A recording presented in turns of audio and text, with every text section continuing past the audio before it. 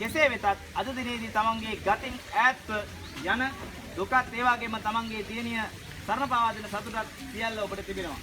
ඒ නිසා මේ අවස්ථාවේදී මේ කච්චි කිරිකට හේලේ පිළිමේ චාරිත්‍ර ධර්මය සිද්ධ කිරීමටයි අප බලාපොරොත්තු වෙන්නේ.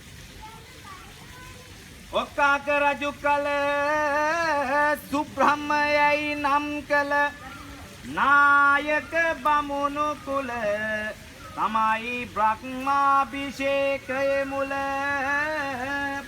සුබ්‍රහ්මයයි කියනා බමුණෙක් එගම වෙසෙනා සෝමසිලි කියනා බමුණු කුමරි බමුණුට දාව උපනා බ්‍රහ්මමාලිනී නම් මව් බැමිණියගේ කුසයෙන් විහිව ගරු විලසින් වැඩේ සඳසේ කුමරි නොලසින්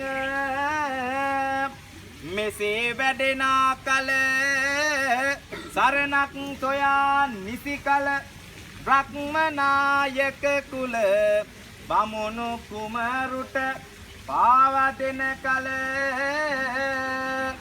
එදා බමුණු කුමාරයාට තමන්ගේ ආදරණීය දියණියව සරණ පාවා දෙන අවස්ථාවේ ඔක්කාකරම් රාජකාලේ මේ මව් බැමිණියන් පෝරුව ඉදිරියට පැමිණලා සිටූ දෙමයි කියූ දෙමයි මේ ලෝකේ ඕනෑම අම්මා කෙනෙක් සිතන්නේ මෙවන් වූ අවස්ථාවක. ඒ නිසා ඒ අවස්ථාව මෙන්න මෙසේ සටහන් වෙනවා. මා විඳපු දුක් දුව ඇති කලේ මලක් සේ පුත නුවණි නිතක් සේ වඩා ඇති කල දුවකි දක්සේ අනේක දුක් වින්දා පුත නුව මදුව සන්දා දෙතානේ කිරි කන්දා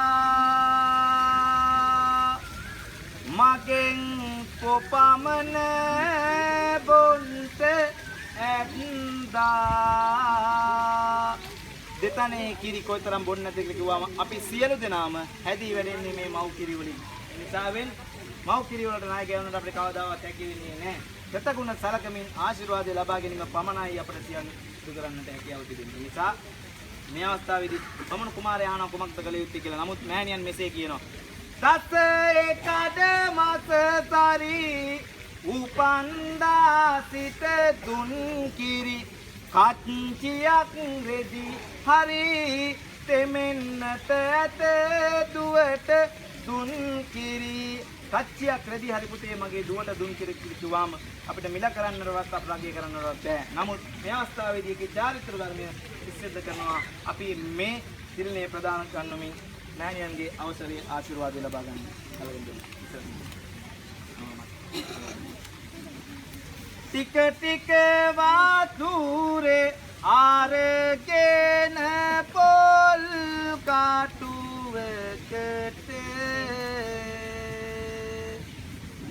නාවපු ආයුරු සිහි වෙනවා අම්මේ මට දඹරන් වූවත් කාලයකදී අඩු පේනවා මිල මගේ රන් අම්මා වටිනවා මට හැම කාලෙක කියලා පත්තලදී හැමෝම විද්‍යාව අදිය පස්සේ පුලිජ අදිය පින්ද අද අපරගන්න